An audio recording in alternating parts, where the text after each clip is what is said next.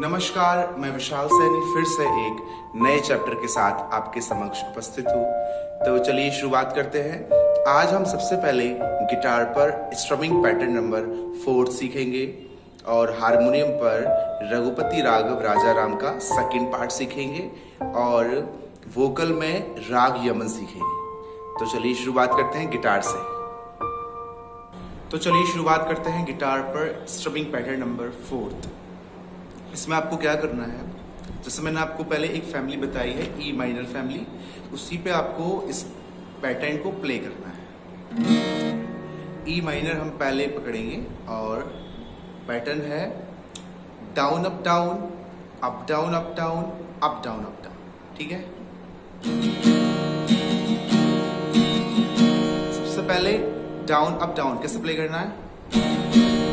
ठीक है, down up down को आप सुनकर के प्ले करेंगे, अपने अकॉर्डिंग प्ले नहीं करेंगे। ठीक है, लाइक अगेन आप भी ट्राई कर सकते हैं साथ में मेरे। ठीक है, the next part up down को ऐसे प्ले करना है। ठीक है, अब क्या करना है, फर्स्ट पार्ट को और सेकेंड पार्ट जो है वो 2 टाइम्स है, आप देख पाएंगे स्क्रीन पे। Down up down, up down up down and up down up down. ठीक है, इसको कैसे प्ले करना है।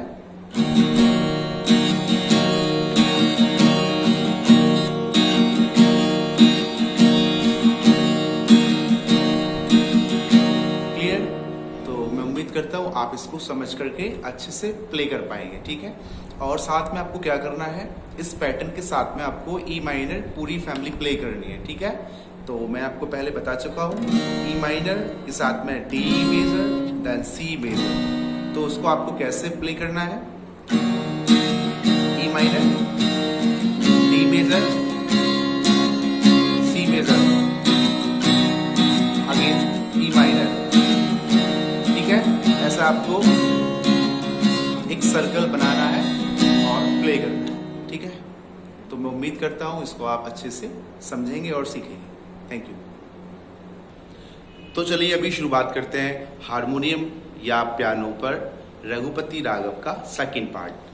तो आपको एक बात का विशेष ध्यान देना है, जहां भी डैश आता है, नोट के पीछे डैश जहां जहां है, उसका मतलब है आपको उस नोट को थोड़ा सा खींच के प्ले करना है। इट मीन्स उसको डबल टाइम देना है। ठीक है, और जहाँ भी कोमल नोट्स लगे हुए हैं, ये धागा और नी, ठीक है, इनका आपको ध्यान से वही नोट प्ले करना है। ठीक है, अगर आपने पुराना लेसन मेरा क्लियर किया है तो आपको बहुत इजी आप इसको प्ले कर पाएंगे। ठीक है, और ये भी ध्यान रखना है कि जैसे यहाँ नी के नीचे पॉइंट है, तो ये कौन से सप्तक में आता है, ये मंद्र सप्तक में आता है। ठीक है, आपने अगर पुराने मेरे लेसन किए हैं तो आप बहुत आसानी से इसको प्ले कर पाएंगे। तो चलिए अभी शुरुआत करते हैं रघुपति राघव राजा राम का सेकंड पार्ट, जिसको कि मैं ईश्वर अल्लाह से स्टार्ट करूंगा और पुराना जो पार्ट है वो मैं आपको पुरानी वीडियो में ऑलरेडी दे चुका हूं। ईश्वर अल्लाह तेरो नाम, सबको सम्मति दे भगवान। इसके बाद फिर वापस से रघुपति राघव एक बार गाएंगे, उसके बाद फिर फर्स्ट स्टैंजा है वो मैं शुरू कर रहा हूँ। रात को निंदिया दिन तो काम, कभी भजोगे प्रभु का नाम, करते रहिए अपने काम, लेते रहिए हरि का नाम।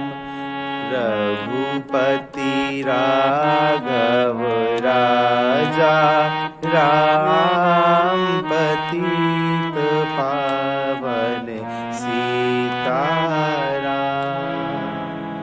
तो ये था आपका पूरा रघुपति राघव राजा राम का सेकंड पार्ट। तो अभी आप फर्स्ट पार्ट और सेकंड पार्ट को मिला करके पूरा सॉन्ग बजाने की प्रैक्टिस करेंगे और आपको ये ध्यान रखना है कि आपको कौन सी लाइन कितने टाइम्स गानी है, ठीक है। तो चलिए अभी शुरुआत करते हैं राग यमन। तो चलिए शुरुआत करते हैं राग की। तो राग को हम पहले समझेंगे राग होता क्या है और इसकी उत्पत्ति कहाँ से हुई, ठीक है। तो भारतीय संगीत पद्धति के अनुसार राग जो है वो थाटों से उत्पन्न हुए हैं। और थाट क्या होता है? ठाट हम ऐसे समझेंगे जिस प्रकार दूध से हम दही बनाते हैं या खोआ बनाते हैं या फिर पनीर बनाते हैं, उसी प्रकार थाट से हम राग को उत्पन्न करते हैं, ठीक है। राग की जो उत्पत्ति है वो थाट से है।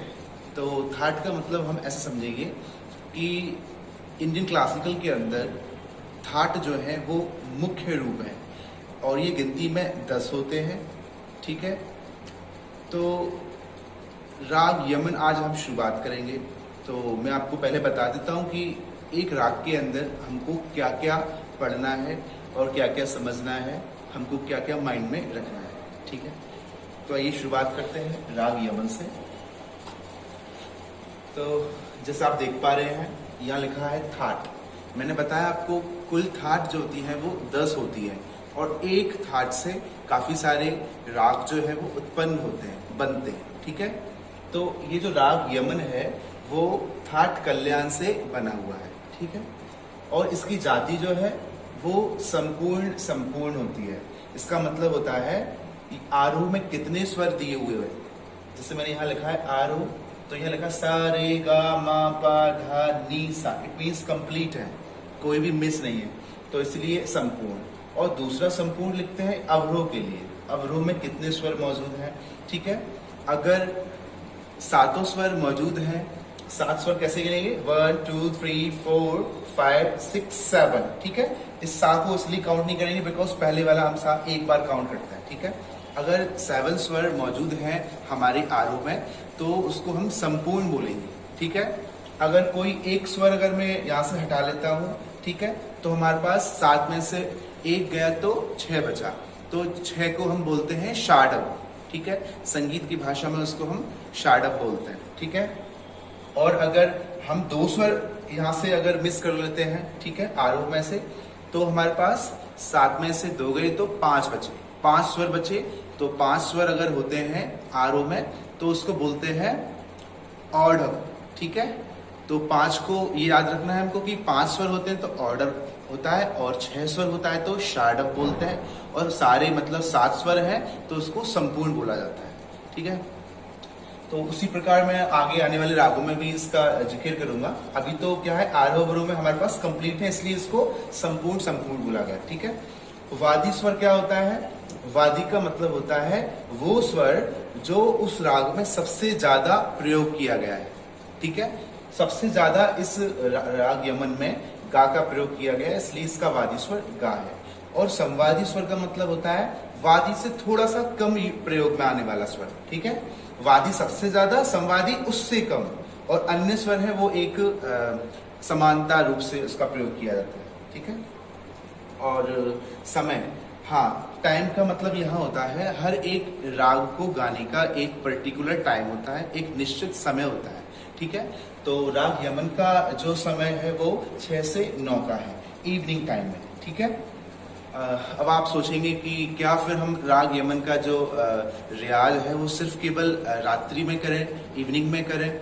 तो एक्चुअली वैसे जो इसका इस संबंधित जितने भी गीत होंगे वो रात्रि के ही होंगे, ठीक है। और आपको अगर इसका अभ्यास करना है तो आप कोई भी समय कर सकते हैं वैसे, परंतु इसका जो एक निश्चित समय है हमारे जो राग के अनुसार वो इवनिंग का ही है, ठीक है। और आरोह तो आप जानते ही हैं, आरोह का मतलब होता है नीचे से ऊपर बढ़ते हुए क्रम की ओर, ठीक है, कि उसमें कौन कौन से स्वर मौजूद हैं, ठीक है। मैंने आपको पहले बताया था कि सा के बाद कोमल रे आता है, फिर शुद्ध रे आता है, फिर कोमल गा आता है, देन शुद्ध गा आता है, इस प्रकार। तो उनमें से हमको कौन कौन से स्वर प्रयोग करने हैं ये इसमें बताया जाता है। तो राग यमन में खास बात होती है कि इसका जो माँ है वो तीव्र माँ इसका प्रयोग किया जाता है, ठीक है।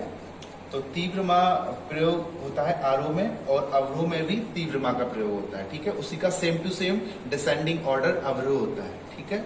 आरोह और अवरोह, आरोह मीन्स बढ़ते हुए क्रम की ओर और अवरोह मीन्स उतरते हुए क्रम की ओर, ठीक है, जिसको असेंडिंग एंड डिसेंडिंग बोला जाता है, ठीक है। और पकड़ का मतलब क्या होता है? यहाँ पकड़ का मतलब है उस राग की चलन, ठीक है, कि उस राग के जो स्वर है वो कौन से स्वर के बाद में हमको कौन सा स्वर गाना है, उसका जो एक पर्टिकुलर जो चलन है, तो उसको हम गा करके उस राग की पहचान करते हैं, ठीक है। तो पकड़ का मतलब सिर्फ हम समझेंगे कि उस राग का कैसा फ्लेवर है, ठीक है। और राग ये है बंदिश। बंदिश का मतलब होता है जो राग है उस राग के जो स्वर है, नोट्स हैं, उनसे बना हुआ एक गीत, ठीक है। सिर्फ उन्हीं स्वरों से बंद करके एक बंदिश जो है वो एक गीत होता है जो कि राग यमन के जो नोट्स हैं उन्होंने ही द्वारा सिर्फ बनेगा केवल। बंदिश का मतलब हम समझेंगे, बंदिश मतलब होता है बांधना। अब यहाँ किससे बांधा है? यहाँ बांधा है स्वरों से। ये जो नोट्स दिखाई दे रहे हैं हम आपको, आरोह अवरोह, और किस प्रकार बांधा ये पकड़ के थ्रू हम समझेंगे, ठीक है। तो बंदिश का मतलब होता है उस राग की स्वरों से बना हुआ गीत। और किससे बंधा हुआ होता है? ये उस राग के स्वर से बंधा हुआ होता है और एक ताल से बंधा, एक लय से बंधा हुआ होता है, ठीक है। तो इसमें मैंने ये बंदिश लिखी हुई है, आपने शायद पहले स्कूल में इसको किया भी होगा, तो मैं आपको इस वीडियो के थ्रू में बताऊंगा, ठीक है।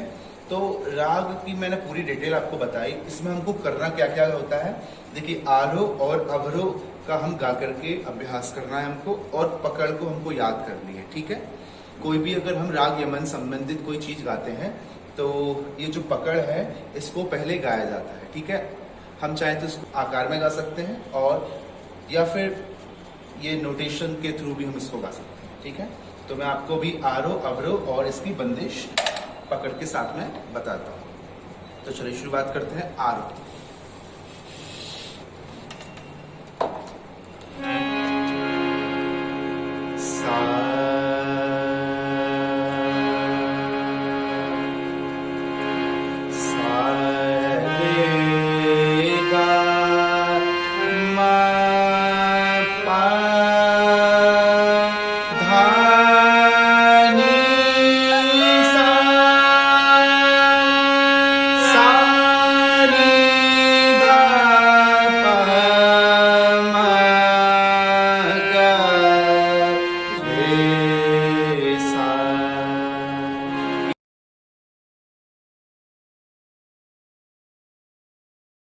तो ये था राग यमन, जिसमें आपको खासतौर से एक बात का ध्यान रखना है, जहां भी नीचे पॉइंट है उसका ध्यान रखना है कि ये कौन से सप्तक का है, और ऊपर अगर पॉइंट है तो ध्यान रखना है, ठीक है, कौन सा तीव्र स्वर है, कौन सा शुद्ध स्वर है, ठीक है। माँ इसमें तीव्र लगा हुआ है। तो इस हफ्ते आपको इस सब का अभ्यास करना है और मैं उम्मीद करता हूँ कि आप अच्छे से मन लगा करके इसको सीखने का प्रयास करेंगे। Thank you.